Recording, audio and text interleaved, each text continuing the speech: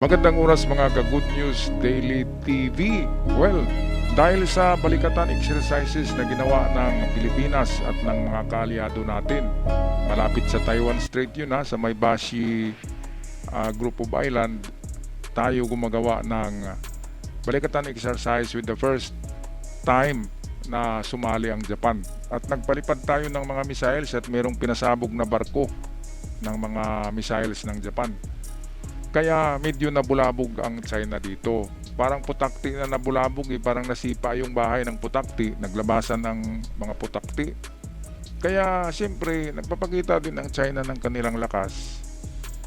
Pinalabas nila yung kanilang strike group, isang aircraft carrier at mayroong napakaraming destroyers, nasa 30 ka warships ang pinalabas ng China, parang gira na At gumawa din ng exercises ang China. Ang problema nga lang ay sila lang. Hindi katulad sa Amerika na mayroong mga kaalyado, di ba? Mayroong 4 na bansa na sumali. Of course, naroon ang Australia, palaging nandyan yan. Canada, sumama na rin. Japan, Taiwan.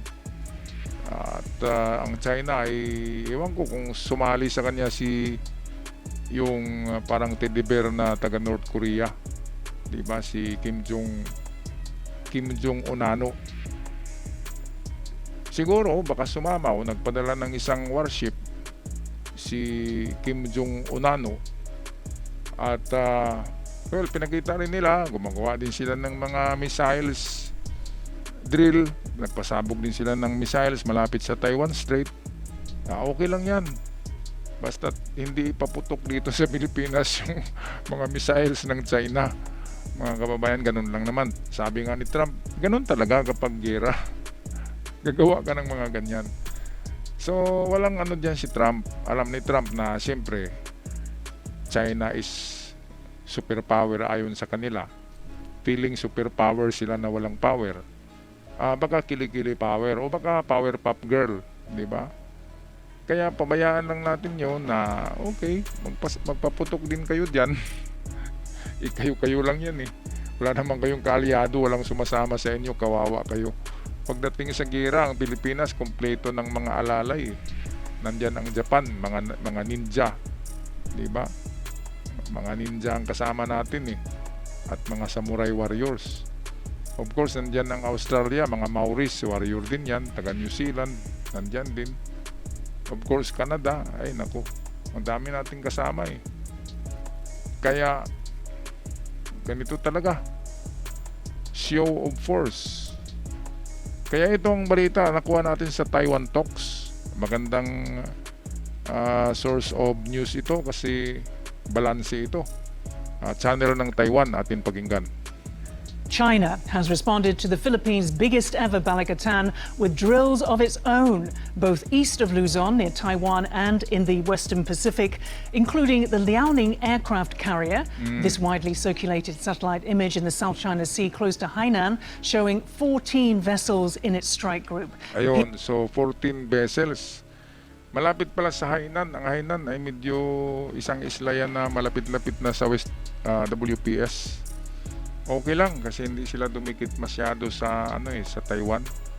Akala ko ay diyan na mismo nagpasabog sa Taiwan medyo takot pala sila. Medyo umatras, sumunod sila sa sa batas ng mga military rules on exercises, kung ano lang ang dapat. Yan maganda. Ibig sabihin, nagpapakita lang ang China na ops, hindi kami natutulog baka matamaan kami dito ayus-ayusin nyo yung mga military drills nyo dyan Kaya ganun ang ginawa ng China. Parang nagparamdam lang na ops, baka susubra kayo, papalag kami, marami kaming barko. Yun. Kaya Chinese Navy conducts exercises in waters in the east of Luzon Island. So east of Luzon Island, direksyon na yun ng papunta ng Taiwan at malapit sa Hainan Group of Island ng China.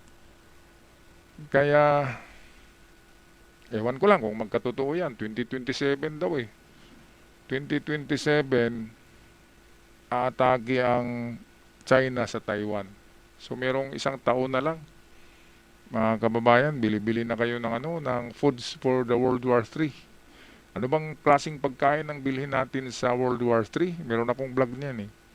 Of course, yung mga dried foods, kasi matagal masira yan, 1 taon, dried foods, mga kababayan. So mag-imbak ng dried foods, yung mga bigas na i-imbak ay yung nakalagay sa plastic na walang hangin. Walang hangin. Vacuum plastics para ma-preserve ng matagal.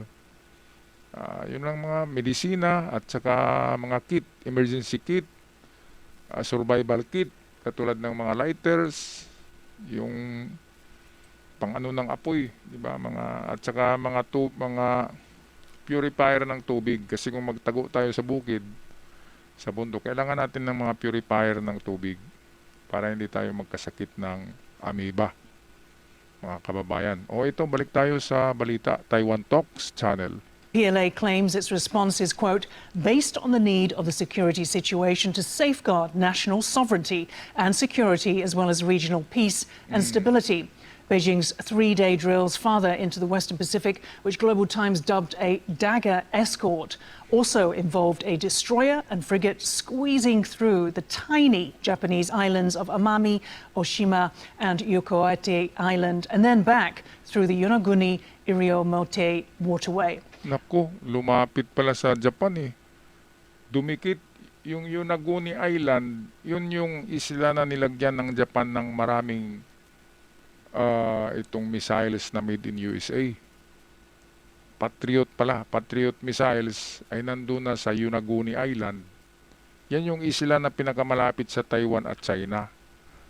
At lahat ng Patriot missiles pwede nang aabot sa China kapag diyan mismo paliparin galing sa Yonaguni Island. Ang Yonaguni Island ay fortified na yan, kumpleto na yan. Japanese base na yan. Meron ng maraming diyan, missiles na nakalagay. Lumapit pa lang China eh, naghahanap talaga ng gulo. Lumapit sa Japan eh. Kaya nga mayroon tayong balita na nagdogfight daw yung Chinese jet fighters at Japanese jet fighter. Ang Japanese jet fighter ay napakamoderno ng kanilang jet fighter eh. Kinopya nila yung 5th generation jet fighters ng Amerika, yung F-35, pero mas pinalaki nila at pinalakas ng Japan. Magaling ang Japan eh. Mga kababayan, sila na ngayon yung nagsusupply ng missiles sa Amerika. Kasi hindi kaya ng Amerika na gumawa ng marami sa isang araw. Kaya nagpatulong ng Amerika sa Japan. Ang Japan ngayon ay supplier na ng missile na ginagamit ng Amerika sa gera ngayon sa Iran. Okay, kaya ito muntik na palang mag-anuhan. Dumikit pa lang ang Chinese strike group sa Japanese territory. Talagang hinahamon nila ang Japan. Akala nila atrasan sila, no? Okay, so tapusin natin ang balita courtesy ng Taiwan Talks Channel. What is the effect of China's so-called counter-deterrence training, and is it merely posturing, or are they rehearsals for a conflict? Hello and welcome to Taiwan Talks. I'm Ian Kavat. To discuss this and more, I'm joined by Alexander Huang, Council on Strategic and Wargaming Studies Chair. Ito nga, mukhang naghanap talaga ng gulo ito eh. Hindi ito exercises eh. Kasi kung exercises, doon ka lang sa area na hindi kaharap mo yung kalaban mo. Di ba? Maghanap ka lang ng area na hindi maisturbo yung kalaban mo. Ang China lumapit na sa teritoryo ng ng Japan, yung Yonaguni. So naghanap talaga sila ng sakit sa ulo.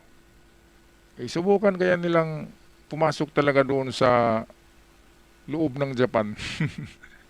Baka salubungin sila doon ng marami na ring warship ang Japan ngayon na ginawa. Saka yung jet fighters nila, ang dami-dami na. Kaya hindi nila magawa yun. Takot yung China sa Japan eh. Noong World War II, di ba, minasakir ng Hapon ang mga Inchik eh. Kaya hanggang sa ngayon, naano pa rin yan. Naramdaman pa rin ng Inchik kung gaano kalupit ang mga Hapon noong gera. Kaya kung ayaw nila maulit ang history, na masakirin sila ng mga Hapon, ay wag na nilang galitin yung mga Hapon na yan. Kasi matagal na yan natutulog yung mga warriors dyan. Bawal na sa kanilang magipagdigma pero ngayon hindi na. Ang kanilang Kongreso ng Japan ay pabor na pabor sa pag-aarmas tsaka paghahanda. Dahil alam nila na meron talagang threat galing ng China. Kapag inagaw ng China ang Taiwan, automatic na yan nagira sa Japan. Tuloy-tuloy na yan. Ganon din sa Pilipinas. Tuloy-tuloy na yan ang gira sa Pilipinas. Galing Taiwan, Pilipinas. Galing Taiwan, Japan. At kapag nawala ng Pilipinas at Japan, nagapi, papunta na yan ng US. Mga kababayan, ganon yung plano nila. Alright, so hindi na natin pahabain ito. Yun lang ang ating bigyan ng reaksyon. Itong exercises ng balikatan ng Pilipinas at ng ating mga kaalyadong bansa, which is nagagalit ang China dahil nagipag-ugnayan daw tayo mga Pilipino sa ibang bansa at nagkaroon daw ng destabilisasyon o nagkaroon ng turmoil sa Asia Pacific dahil daw sa Pilipinas. Talagang sinungaling din tong China, no? Number 1 din to sa sinungaling sa mga fake news, sa mga trolls. Wala nang founder diyan, wala nang ibang nangunguna sa mga trolls at mga fake news kundi China, which is kinopya lamang ng Iran, mga kababayan. Alright, so magpaalam na. Maraming salamat. Good News Daily TV at sa mga bagong nag-subscribe ngayon, ako'y saludo at nagbigay ng maraming pasasalamat sa inyo. Sa aking ibit followers, love you all. Hanggang sa muli. Paalam.